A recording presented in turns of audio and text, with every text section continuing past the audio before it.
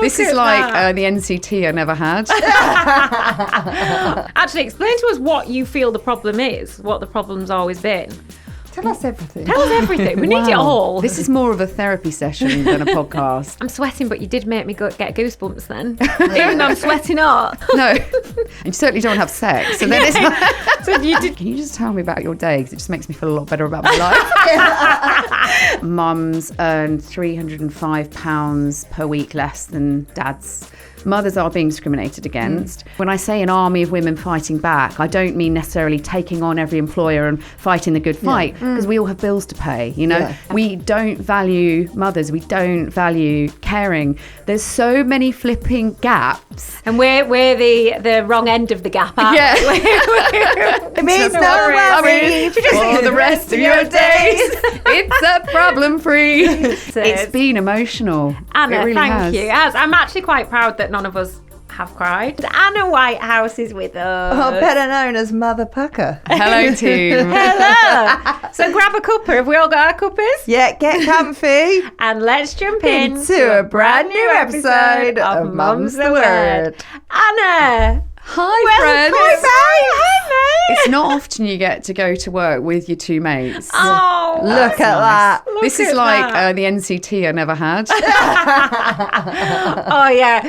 No holds barred NCT. Yeah, absolutely. The good, the bad, and the very ugly. Exactly. We've already probably had about half an hour of just pure catching up, haven't we? Yeah. And actually, my face is already hurting from smiling. And laughing. Isn't that nice? You know, when a podcast feels like a bosomy maternal hug, like that's what this feels like. I know you are. Do you know, whenever I see you, I always feel like I'm just getting a big hug, even when you're not hugging me. Yeah, Anna's that person. Isn't she is. Yeah, she is. Like, she's just like a hug in a person. Yeah, I know what you mean. Like when she uses her words. Yeah. She uses her words as a hug. She does. And she's a really good hugger, actually, as well. And these boobs have breastfed 3 children, so they're not quite as bosomy as they once were. They're a bit more flappy than bosomy. Mine are very fluffy. I'll lift it up and be like, right, come on, over our develop. shoulders. Flap them over. I'll flop them. You just get a sternum and a collarbone from me, Anna. So. Sternum, that is what that is, isn't it? It is, yeah. Okay, Well done. good. Oh, I love I know her. my anatomy. Thank goodness. Right, sorry, we've gone off on a tangent already. Not like us. It doesn't bode well, does it? Right, Anna. Yes, babes. Introduce yourself. Introduce yourself. Oh my We want God. to Don't know. you hate that as well? Isn't I that so know. awkward? But do you know what? I'm trying to really build up my daughters to stop shirking, you know, from the things they're proud of. Because I think we kind of grow up as little girls, like minimising our achievements. Meanwhile, sort of boys are kind of maximising their achievements. Yeah. So Lots. I will sit calmly and proudly and say, I'm a mother of nearly 5 now. Well, I'm stepmother to 2 and mother to 3 little girls. And I start with that because that's the most important job. Great. Yes. And I'm a campaigner for flexible working. Started that a decade ago. And Is that how long you've been doing it for? 10 years, mate, Wow. since I was, my flexible working request was denied. And Who denied it? the L'Oreal Group, actually. But I'm still very good friends with my boss, and I think the world of L'Oreal, so it's certainly not indicative of that company. It was very much like a universal decline and saying no to a lot of flexible working requests across the board. So it wasn't about them specifically. And I am an author, and I've just written a new novel called Influenced, which is inspired by my mum, who I remember when I was 9 years old, I sadly sort of walked into the kitchen and my mum was sort of slumped by the dishwasher, ironically, crying. And I remember asking my mum, like, what's wrong? And she said, I've realised at 49, I can't do what I want to do. And she'd raised my sister and I. And really, the book is about women, a generation of women who didn't have a choice between maybe their purpose and work and raising a family. Yeah. So that's it in a nutshell. And now we cry because we realise we still can't do it all. I still can't do everything we want to do. But Anna's working really hard to change that for us. Trying really hard. Go on, girl. If you don't have an MBA in 5 years' time, I swear to God, I'm going to go to King Charles himself. Is that who does it? Yeah. I mean, I'd love to see you try and get in through... Excuse me, Charles, I've got a question. Yeah, through the walls of royal patriarchy. Yeah.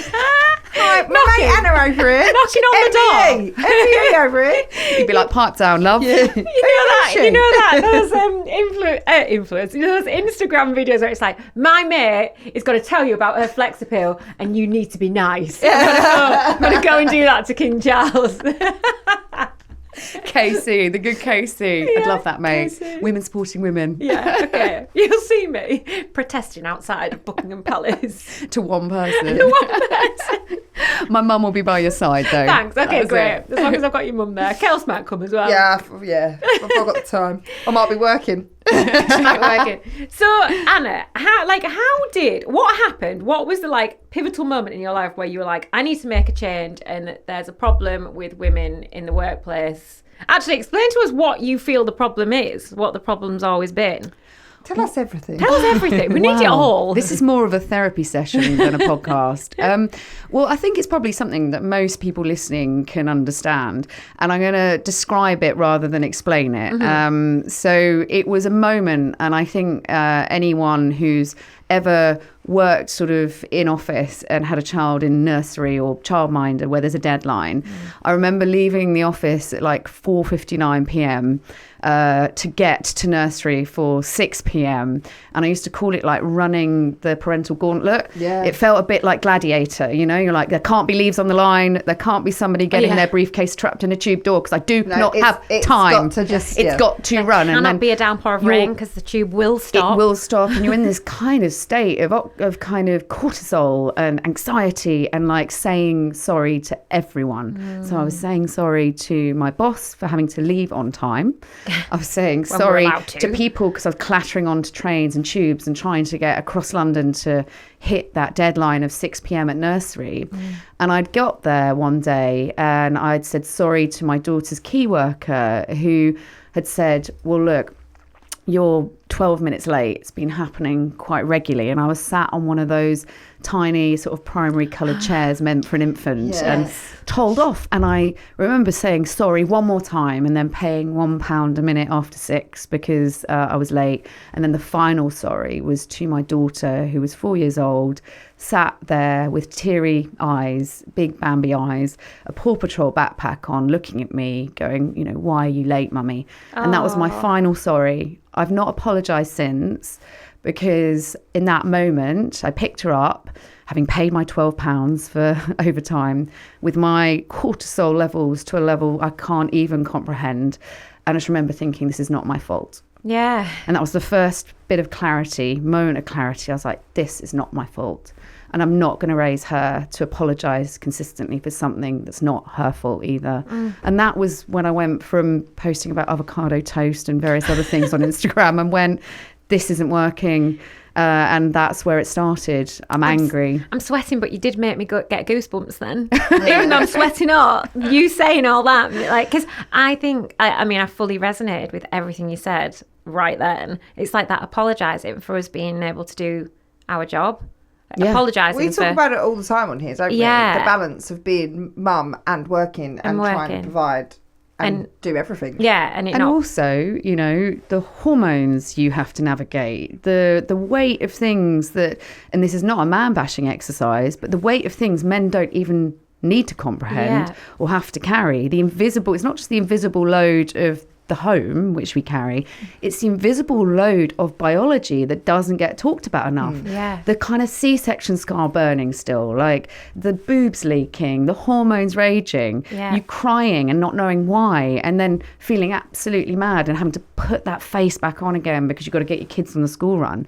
We don't have the privilege as mothers of falling apart. I'd love to fall apart. We don't have the time to fall apart. I don't have the time to break down. And then you'll get into bed with your partner and you don't want to just lay in bed and sob. No. And you certainly don't have sex. So then it's and they're expecting that. Then then lay in silence. You're like, so what do we do here? It's a lot of emotions. But I have to hold them all in for everyone. Did you ever, at the end of a really intense day with your kids, how many kids have we got between us. Kelsey's got two. I've got one. Yeah, you've got I don't know. I've got about 10 knocking around out back. But there's a lot of children there, and when you get to the end of one of those days where it starts with shoes on, coat on, and they're not doing it. They've got that, yeah. And then you sort of go, Jesus, I've forgotten a lunchbox. I've got to go and take that to school. Oh God, I forgot to bring in X, Y, and Z. Meeting happening, Zoom call happening. The chaos of that day. Yeah. You then get to the evening, and it's like dinner on, and you're in a state again of high cortisol. You get into bed, and you're right, it's like a vice-like grip around your lungs, where you can't even use your words to get it out. Yeah. You're just sat there going, so is this time for me time? Yeah, am I here what do I do? To relax now? Because you can. And that's the problem, because you've just been in such like a high stress state for the entire day, and then you get into bed and you can't sleep, or you can't concentrate on watching a programme because your mind is going. Yeah, sometimes I can't actually concentrate on the programme. No. And I'll just lay there and be like, well, there's no point. I might as well just go to sleep because I'm not taking any of that information in right now. Yeah, you're just sort of... I've started watching really brutal true crime, and that's helped. I've started listening to brutal true crime. Wow. What is the thing maybe here? I get into this. Apparently, there's a stat that I think women are increasingly so flipping angry, and that we want to face the things that are happening in the real world. So we are like channeling, whereas kind of guys are like I'll watch a sitcom or maybe watch the footy or something. We're like, right, vicious true crime. Yeah. I want to see what is happening out there. I'm not in an echo chamber. So my respite is probably one of the most brutal murder series, against women of all time. I just think I want anything worse than like, you want the worst. You're like, this. Give me murder. Give me a brutal murder. My sister rings me up sometimes, and she's gone through a really painful situation trying to have babies for 4 years with her wife, and they've just sort of given up. Have they? And she, has a very different story of motherhood, and I think the celebration of different versions of motherhood's really important. Yeah. But she will often ring me up when she's feeling a bit low, and she's like, can you just tell me about your day, because it just makes me feel a lot better about my life. What's your day today? She's like, was it really bad today? I was like, yeah. Shit, on a scale of 1 to 10, what's your day today? I was like, oh mate, you've made some great life choices, babe. I don't know where my children are, I don't know where my mind is. My vagina was left somewhere back in like 2013. I don't know, mate. Oh, Anna, bless you. I mean, but we all feel it, don't we, as mums? And we all do you know what? Even mums that aren't working, I think it is that like pressure and load and why is it though that we have all these things in our minds, and not to men bash, but the men don't? Like, why do you think we're just full? Why are we full to the top and they're not full to the top? I don't know. We don't. Have silence in the room. I think they don't think like us. That we don't think the same as men. No, I think also there's like this generational shift that needs to happen, because the men we've dated, the men we're married to or partnered up with or hinging, whatever state you're in with Chef whoever you're none with. None of us are hinging, okay? We're all in relationship. Next headline. Which one? And the Mum's the Word podcast is on Hinge. Well, I've just done an ad with Hinge, so I think they might guess it's me. Well, I'm not on it anymore. No, okay. That would be pretty dark. But I think... it's not even a guess. It's having absorbed, I think, a lot of women's pain over the last decade. I think there is a generation of men who were raised by women who built them up, essentially, whilst almost sort of blueprinting for their daughters that you are the caregiver, you get to go and do the career. It was, if you think about it, it wasn't long ago that it was really about men going out and earning bacon and women cooking it. Yeah. We are the first generation, and we're an utterly burnt out generation of mothers who are trying, we don't want it all, but we're doing it all. Yeah, sometimes you just like to cook the bacon. Yeah. Yeah. I would like to just cook the bacon. Yeah. And I'll take the bacon. Yeah. I'm glad you're you've earning admitted it that as well, Kels, because like some people are too proud to go, actually, do you know what? I'd love to just not have to work. And I think you've got to be really careful with this conversation around work and choice. Choice is an important thing. This is not about going, everyone should be a CEO of a company whilst raising a family. No way. Like, I have friends who are deeply satisfied and happy with their home environment, being a stay-at-home parent.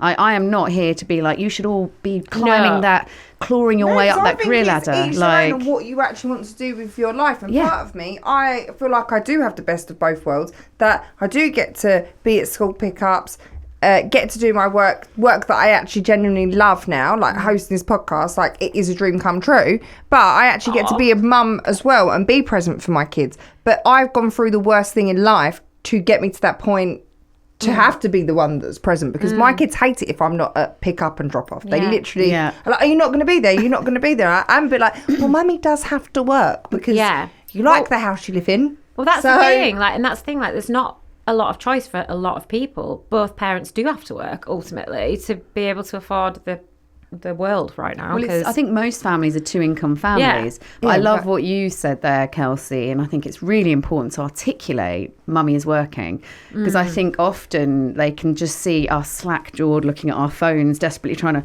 wade through emails, or, you know, mum's the word, like guest edits or whatever it is. And actually, if you articulate that to your children, mummy is working. It's just as important as, you know, daddy's work was. Or it's just as important as, you know, and I think we've spoken about this. Yeah. Mummy's job is just as important as daddy's job. It is. I always find, because I love my job, I actually almost find it like therapy, because a lot of this job is like talking to other mums and venting and like having cuddles.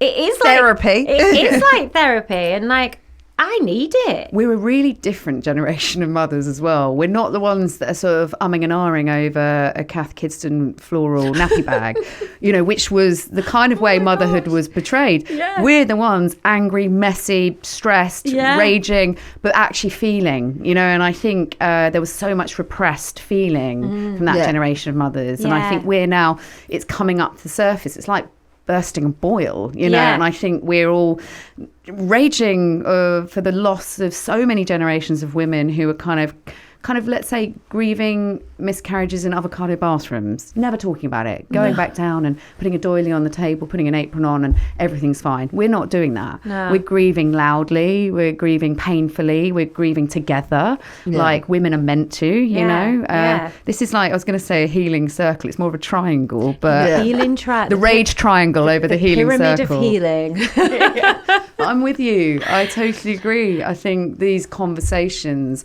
are more important than what flipping buggy you're going to get. Yeah, absolutely. And I think what's hard as well, and I know you've talked about it quite a bit on social media, is the pay difference. What month is it that we basically work for free because of the pay? It was September the 21st, if I'm correct. So from September until the end of the year. Mums and the stats to back that up are mums earn £305 per week less than dads across the board, across public sector, private sector. So it's not a hunch. It's not you being overly emotional about feeling, you know, undervalued in society. You are simply mums and dads in the same role. There's a disparity of £305 on average per week. That is crazy, isn't it? So we are underpaid, undervalued, and so you're not going mad if you feel that anger right now. We're not just accepting it anymore. It's the truth. We're just still set up for us to fail, aren't we? Which is really sad. So where are we at with the flex appeal then? Where are we at? Jesus Christ! Like, I just need. I need more momentum, right? And that's why coming on podcasts like this means a lot. Like, I think if you're sat there going, I've been pushed out of work for maternity discrimination, or my flex working request has been denied, or I don't know how to get back into the workforce, like, it's not your fault. You know, like, the working world is just not set up for mothers. The minute, this is very blunt, the minute sperm hits ovum, you are discriminated against. Yeah. You will. Or if you're a woman of a certain age who might have like just got married and you apply for a job, I think you're really discriminated against. It's the silent discrimination. Yeah, because they're not going to go, are you thinking of having children? Because that's obviously illegal. But that whoever is doing the interview and will be like, she's probably going to want to have babies soon. And Totally. you know that goes on behind the scenes. Well, they're thinking about it, aren't they? Yeah. I had a message from a HR assistant last year, and she said, I was working in a top law firm. You'd all know it. I'm obviously not going to name and shame because that's not my vibe. I think legally I might be taken over the cosh, but I thought it was a really interesting case study and anecdote. She said that she was working in HR at this top law firm, and she found an Excel spreadsheet of like 40 women's names. And she asked her HR manager, are these women up for like promotion, or are we sending them flowers because they've all got married recently? What's going on? These were women who are not up for promotion because they just got married. Oh, wow. So she said, I don't know, I need my job. I don't know as a HR assistant what to do, where to put this, but I'm going to send it to you because I don't know what to do here. Right. And so I put her in touch with a free legal helpline, and that's something I'm going to shout about really loudly here. So if you are going through any form of discrimination as a parent in the workforce, I include mums and dads in that. Yeah. We talk about parenting, not mothering. Call the Working Families free legal helpline now. Today, because I think you need practical solutions to what is an incredibly emotional situation where your money's at stake, your relationships at stake, your purpose is at stake. Imagine right now someone ripping this podcast away from you simply because you had a baby, ripping away your purpose, you being able to speak, standing up, saying something, financial remuneration. It's not just a job. And I think we need to see it as it impacts your relationships, it impacts your mental health. Well, it does, doesn't it? It's like the domino effect. If that goes, then it Yeah. affects absolutely everything around you. So it's not just a little job, and just because you are remunerated differently to your partner, like I said, there's a clear discrimination there. Your job is not less important. The playing field is not level. So please call the Working Families free legal helpline. It's ironically run by a group of female lawyers who've all been fucked over in the workplace. Oh, really? Is it? That's incredible. So it's, you know, and you ask where Flex Appeal's going legally and legislation wise, fighting to make it default so that it's just part of the fabric we work in. But practically, that you legally are allowed to have some form so that of I come into a flexible- job and it's not a case of me saying, please sir, can I work like this because I can only get nursery for Tuesdays and Thursdays, you know. It's not the onus is not on the employee, it's on the employer. But I think the biggest thing I want to see is, that's why I'm giving these practical things that you can do today, because imagine being discriminated against, feeling you have nowhere to go, and knowing that there's an army of really angry female lawyers ready to, you know, like Charlie's Angels vibes, ready to take your case and ready to help you. So I think use that. So you ask what's next for Flex Appeal. It's me making sure everyone has the tools culturally to change the lay of the land. You are not one voice. Don't wait for activists or the law to change. Don't wait to hear podcasts like this. You have a voice, you have an army of women ready to support you, and we've got to fight back together. And that's kind of where things are for me right now, is we're stronger together. Is it hard getting everyone together though, Anna, to come together? Because I feel like with any fight there is, it's hard getting the people to stand up, because you're almost scared. Like, say if I did work for, like, I'd never worked in an office or anything like that, but Say if you dared. if I did, that I was going to go up against the boss, it's a bit scary, isn't it? Because you're actually putting your head above the water, aren't you? Going, hello, I was behead. Why can't I do this? Why can't I work the hours that I want to work to give you the best as a company? And that's what I don't think they look at, that if you actually gave them the hours that were best for you, they would get better work than what they get from you. Like in where, is it Sweden or somewhere where they do have a 4-day working week? Yeah, I think somewhere. I think is it. I just feel like we haven't got it right here. I think with a lot of things. And I think that is probably one of the most useful questions, because I think we are asking exhausted, vulnerable mothers and fathers, but predominantly mothers here, to fight back. It's David and Goliath. Because if you're you're talking about that list. Well, I wouldn't. If I was earning an income from that job, I wouldn't want to go on that list to be like. You want to rock the boat. You don't want to rock the boat. You don't want to rock the boat because you could. Because they're going to try and get you out somehow. Is this how people are feeling? That's why they're not coming forward. Yeah, absolutely, and it's a totally justified feeling. It's the reason that, like, I had the privilege of leaving and being able to shout up on my own. Shout out on my own. But I think, unfortunately, right now, where we're at, there's no working solution here. But where we're at right now is mothers are being discriminated against. And either, we work together, and working together doesn't necessarily mean, it's important to say this, doesn't necessarily mean I'm talking tribunal, really serious legal stuff, but there's a whole spectrum of things going on. And what it could be is really simply, so if Georgia goes off on maternity leave and I've just come back from maternity leave, I buddy up with her in my company. It can be, when I say an army of women fighting back, I don't mean necessarily taking on every employer and fighting the good fight, because we all have bills to pay, So if you have been discriminated against, you're being pushed out, go to Working Families Free Legal Helpline. But if you're in your company and you're thinking, how can I bring together mothers instead of us being pitted against each other? When you have maternity cover that you do, I've had it done to me where I've gone on maternity leave and my maternity cover has had it whispered to them, she's probably not coming back, so the job's going to be yours. Let's lead with, she is coming back. So I think if you are in an organisation right now and you either have experience of going off maternity leave, or you're coming back, or you see someone who's looking like rabbit in headlights, buddy up with them, join forces with them, create a parents network to start talking about these things, get people like you, Kelsey, me in to open up the conversation. International Women's Day, leverage it. It's such a good idea, because there could be two mums struggling, like, oh, if you do these mornings, I can do these mornings. Why don't we try and work it like that?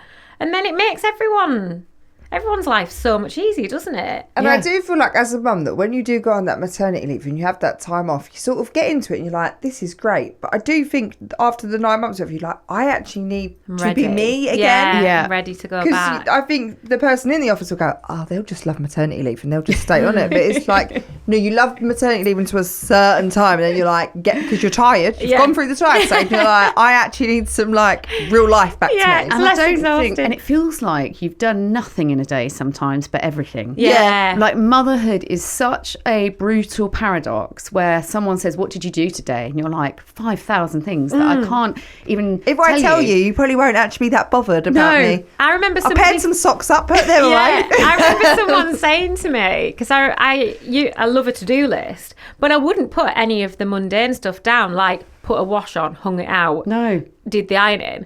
And they were like, put those things on the list. Put all of those things on that list and you tick them off because you have done them. So I did. And then I started looking at my day. I was like, oh my God, I've done so much. Whereas before I wasn't putting any of the typical mum jobs of feeding the child. You were doing your work, on your list. Would you know what a stay-at-home parent's salary should be from salary.com for ferrying, for party planning, for form filling, for chefing, for emotional supporting, for all of the invisible labour that women carry? All of it, times by 100. It's £86,000 a year, which I don't think is enough on any level. No way. But the value that we have to start putting on that invisible load that women carry, it has to be remunerated in some way. We don't value mothers. We don't value caring. And I think you often see, like, he supports her at home. And it's like, no, she's supporting his career and ultimately losing out on, there's so many gaps. There's like the orgasm gap. There's like the pensions gap. They're two very, very different gaps. There's gender pay gap. There's so many flipping gaps. And we're the wrong end of the gap, aren't we? But if a mother's not remunerated fairly, she's out of work, she's out of a pension, like if that partner decides to leave her at any one point, she's so financially vulnerable. So screwed. So it's like trying to understand our rights. Always got to have the plan B. You have the plan B. What's your plan B, Kels? My plan B for fucking happened. Then I was on plan B, but this wasn't the plan B that I was expecting. It's pivot. Exactly. I think you just shouldn't have a plan anymore. Yeah, there's no plan. I just know I don't have a plan now. I'm like, the universe will give me what I need. Yeah, you. Thanks. You keep drinking that moonwater, Have a bit of that, Kels. Have a bit of that. She takes it. She smiles through it all. She can deal with it. Plan C's the one, babe. Yeah, plan C. We're waiting. Let's Go see to what that one is. Thailand. But do you not Disappear. feel like you have learnt so much about yourself and your resilience and who you are? Like, Oh, absolutely. But I've taught the kids to be resilient, to be strong, to continue. When life throws shit at you, you just keep going. Because I think with the world, we all try and protect our kids, but I can't. What we've gone through, I've not been able to protect them from how shit the world is. They've had to learn at such a young age. They've had the shit world. Wow, it's tough. Yeah. But we all try and shelter our kids from that, and I've not been able to do that. So they are going to be the most resilient adults. Yeah. And if they're not, I'm going to say, get a grip. how do they see you looking after yourself among all of that? Like, what do you blueprint for them in terms of holding yourself? I think they see everything that I do, like what I've got for me. Obviously, my spirituality, we're very into that. We talk, we're very open in the house. But I think with kids, they can actually be quite selfish as well. Because if I do want to go out, oh my God, it's the end of the world that I'm going out. I'm like, Mummy never goes out. Please, just give me a night off. But I've always been their constant. So it's hard, isn't it? Isn't that beautiful though, that you think home as bricks and mortar, you forget you are home. When all the world is caving in and feeling chaotic, you totally forget, because you don't look at yourself like that. You just kind of are in this state of admin, constantly giving out. And you're like, if you actually looked at yourself through your children's eyes, Jesus Christ, I think we would feel differently about ourselves. Well, even when I lost Phoenix, that was everyone said, but how's Bodhi? And I said, look, all Bodhi needs is me. We could literally, me and him could go into a forest and just be us two, but he would be absolutely fine, because all he needs in his life is me. And if anything happened to me, I don't know how he would cope, but I am his absolutely everything. Maybe the forest can be a plan C, Kelsey. Yeah, there go forest. Right. I love that for you. That is Bodhi. He looks at me because he was in me when Tom was diagnosed. He's literally gone through everything with me, so I am his number one. Yeah. Do you mind me asking a really personal question? Go for it, babe.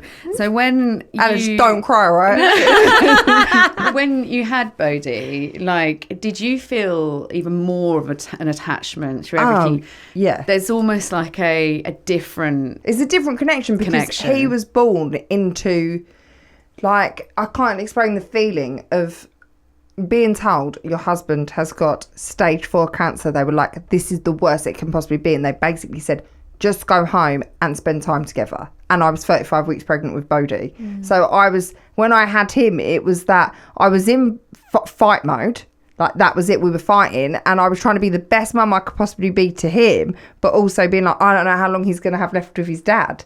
So, yeah. How long did he have with Tom? 18 months. 18 months. My God. So you just think that bond is what me and him have is like no other. But I'm really trying to let go at the moment, and he's doing a lot with Will, which I think is really good for him, because I think he's been wrapped around me so much in that girl energy and women energy that he needs a little bit of a masculine. And has he seen you? Because I think this is something I've been trying to really explain to my children. It's a complete common denominator here, where we're guilty for going and taking a little bit of our time out. And I've just been explaining my joy, my happiness, and have your children seen that joy and happiness in you with Will? And do they understand it? Yeah. I think that's been so nice for them, because they've never seen that. But also on the flip side, if me and Will have a bit of a bicker, they just can't believe that you're arguing. Yeah. And I was like, trust me, if your dad was alive, there'd be a lot more of this bickering going on.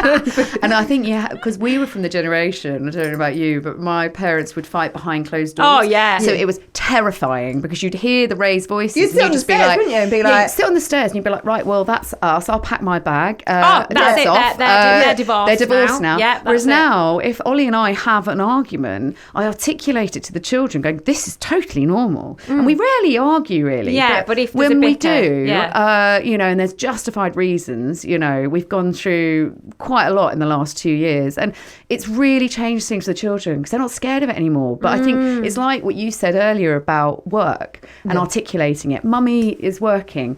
You're going away for a week, your partner's been away for the best part of 3 months. It's like, mummy is working and it matters. Doesn't mean I love you any less. Yeah. We are arguing and that's human. Doesn't mean we love you any less. Nothing to fear. Yeah, it's all about explaining it to them so they actually understand. It's so interesting you saying about us growing up with our parents having arguments behind closed doors.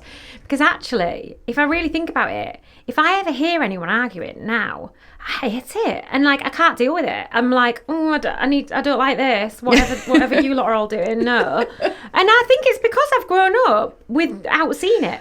Yeah. With it not being explained to me, with it not being normal for anyone to have an argument with one another. No. So then, I definitely do put a wall up if anybody does get arguments. See, I can't say the same because my mum and my stepdad argued. He will argue. Did they? Yeah, but also with Johnny, he just contradicts himself. So actually, we just laugh at him now. But growing up, my mum and Johnny argue all the time. I would say a good couple of times a week. Yeah, but she'd learn. She'd had your dad. She learned. Yeah. The second time round, just vocalise it. Just say it. Just say it. But now I love because my brothers get involved and they absolutely rip their dad up. I love so that. much that it's brilliant.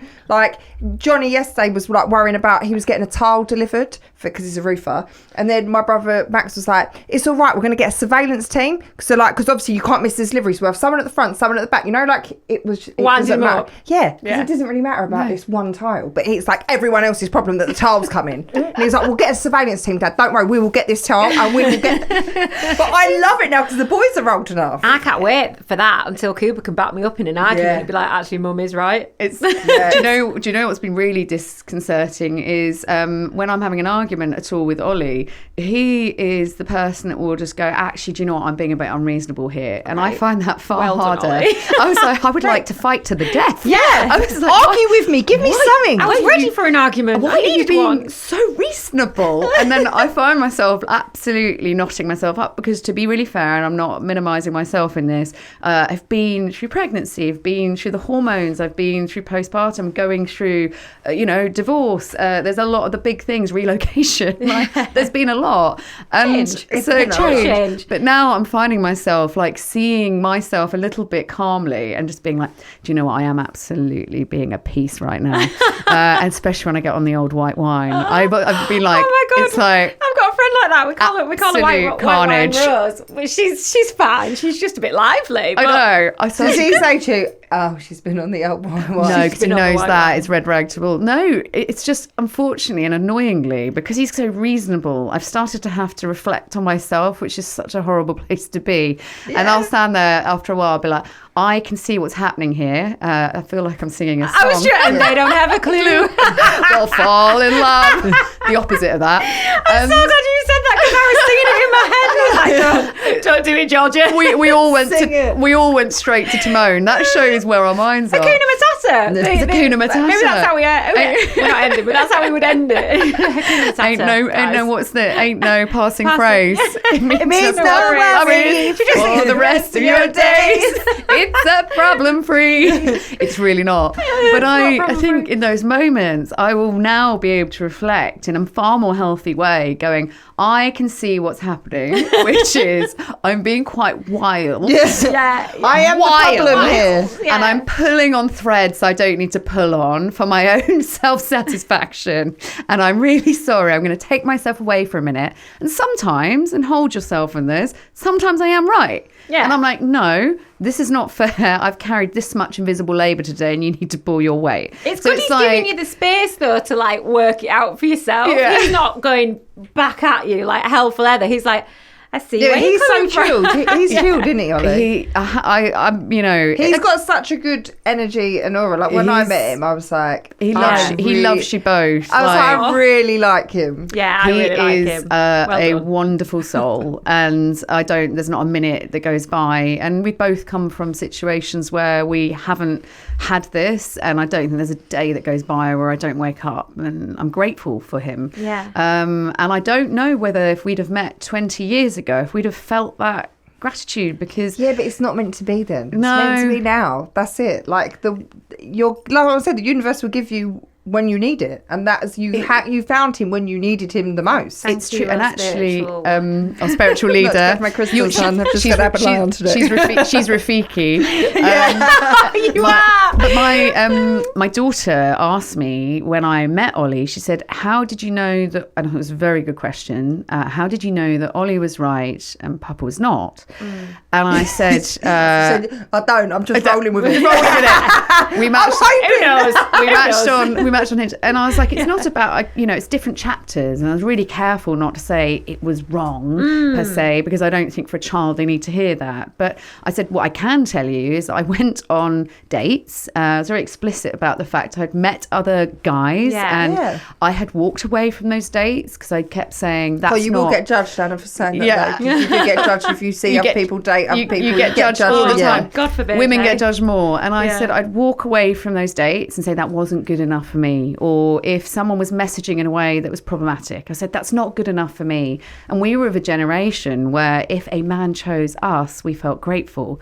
And actually I wasn't choosing what was right for me. And so I said when Ollie came along, I'd said no, and I said that's not good enough for me a number of times, fair few times, to be able to go, he is right for me. Yeah. And that is the important blueprint. I think we have to give our little girls especially, and little boys, to understand, their place in this, that you don't just get to have a partner. It's a mutual thing. You work together. You work at it. But little girls don't feel grateful a man has chosen you. Go out into the world and go, what's good enough for me? And that was at 43. And I do think at different stages, like now what I want from life is so different to what I wanted and needed, obviously, when I met Tom. Yeah. It's so different. What Will brings to the table is completely different to what I've ever looked for in a guy. How does he make you feel? Not a lot. No, I'm joking. How does he make you feel? Oh, Will is like the most supportive. I guess how Tom looked to me as well, that he loves me so much and thinks I'm a fantastic mum and provider and whatever else. So,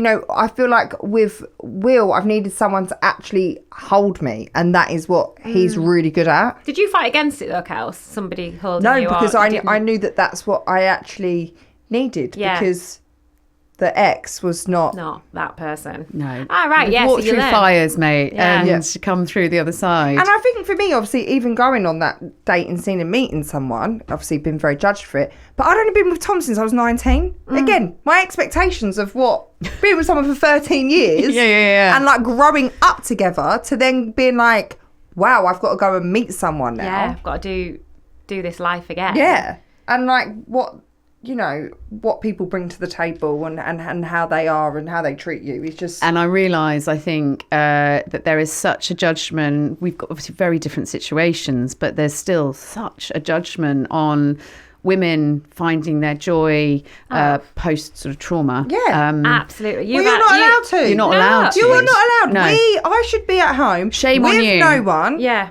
Still mourning the loss of Tom. But if people actually think in their heads that Tom would want that, then you are deluded. And my children, we've just spoke about how important the children are in it. They need to see love and of course, and a healthy relationship. You're always gonna get the idiots that don't understand, but they're just... But I do think there's quite a lot of them out there, George, that actually don't. Well, but maybe they're unhappy in their relationships. I don't know. I don't know what it is. I think it can be quite triggering. Like I wrote a book, ironically, called "Where's My Happy Ending?" with my ex, and I think the happiest demographic are single women, because men thrive in marriages, women tend to sink a bit more in marriages.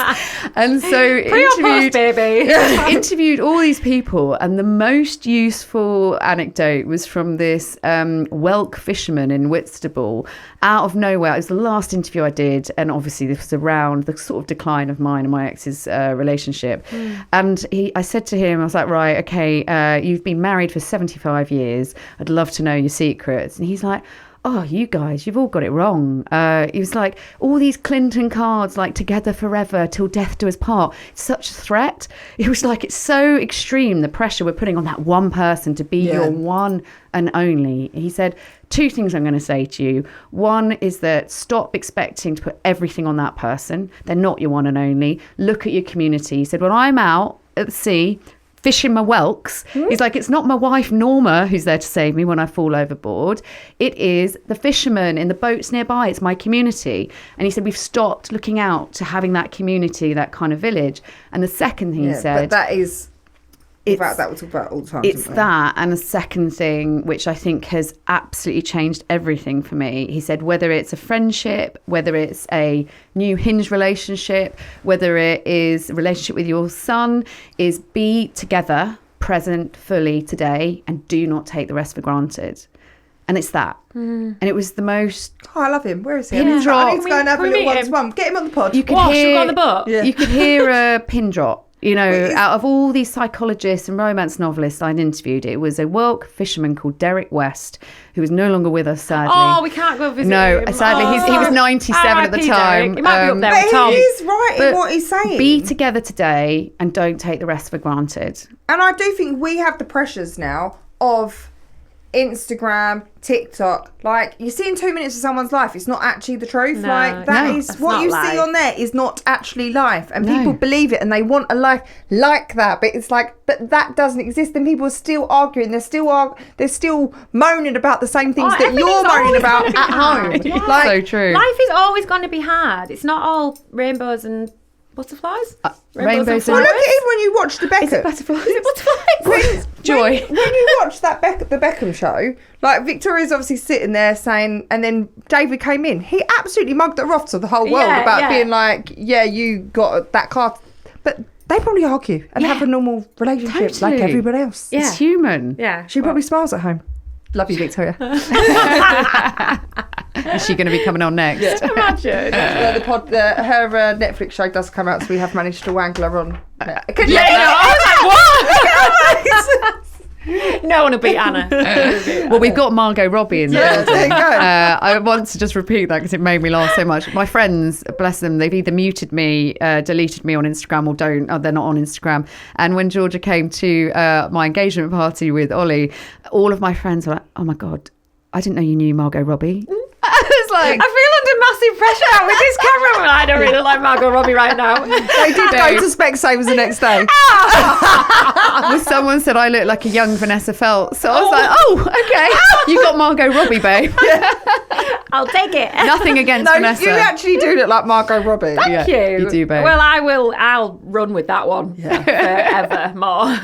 Margot just off the school run. Yeah. We'll- She has a child Margot now, Wolf of but she got judged, didn't she? She was like, I can't win because body, I'm too everything. thin, I'm too fat. Like, what do you actually want from me? Yeah, they were I know. like body wrecked. Yeah. You could see all the comments. Body I was like, wrecked. It's what? like, what? To be fair, child. Margot Robbie, Wolf of Wall Street, wow. I've not watched her in that, actually. Oh, she's unbelievable. I do need to do a fancy dress where I do dress up as a little. Yeah, you should. I've got to. Would you do Barbie? You Or have is that to do too- Barbie. I Yeah. could do Barbie, yeah. Yeah, I there you could. go. Yeah, I'll do that. Halloween, there you go. Okay. She's got your outfit. See me. Done. This Right. time in 30 days. So that's it. Yeah. It's a wrap on another episode. Oh my goodness. We have nattered. Yeah, I love that. We have nattered. It's been emotional. Anna, it really thank has. you. I'm actually quite proud that none of us have cried. Yeah, on well this. done. I know, I'm well well done done. too. Well Kelsey's seen us both cry so many times. She was just like watching, going, I was who's like, going to Anna's go? coming on. Can someone give her the memo? We don't cry on here. Someone. Also, by the way, I don't know whether you've noticed, I've been slowly sinking in my chair. What's going on? You press it. I'm literally right behind the microphone. Do you know what now. that is? That's the weight of the patriarchy on your shoulders, mate. That's it. It just weighed me down. 29 more days. You two, though, are absolute gold. You really are. And I think right back at you. a lot of people don't get to sort of see the real heart of people. And I think that's what's really different about this. You're both very, very special. And you've both, in ways that you probably won't know, held me through a very difficult time. So don't underestimate that. Because you will make me cry. She's gonna go. Like I said, it's same, Anna. You gave me some of the best cuddles when I needed them the most. So don't underestimate that maternal, bosomy, stroke, flappy tit hug. I thought you were going somewhere else. Whatever. Flappy flaps. What's flappy? Whatever your boobs She's are like. really pulled the tone down with this podcast. really has. Offer up that take her hug. anywhere. I think if that's one thing to end on, maybe, is give a hug to any mum you can. Oh. I think don't underestimate the need power. for that oxytocin, because how often are we giving out hugs to everyone else? Yeah. And actually, the three of us have hugged each other in different places, silently, not realising maybe that we needed it more than anything. Yeah. So don't underestimate that. So true. Oh, Anna, I what love note you. to finish. Babe. I love you. Can I have a hug? Circle time. Circle time. So that's been another episode. Thank you so much for joining us, Anna. It's been wonderful. Don't forget to leave us a review, follow us on socials at mumstheword_pod, and subscribe to our YouTube channel where you can watch this in full. You can. This in see full us. with our flappy boobs. Our My flappy sweat boobs. patches are bad today. My shine. And Anna looking fabulous over there. So I've been Georgia Jones. And I've been Kelsey Parker. And we'll be back with another episode, same time, same place, next week.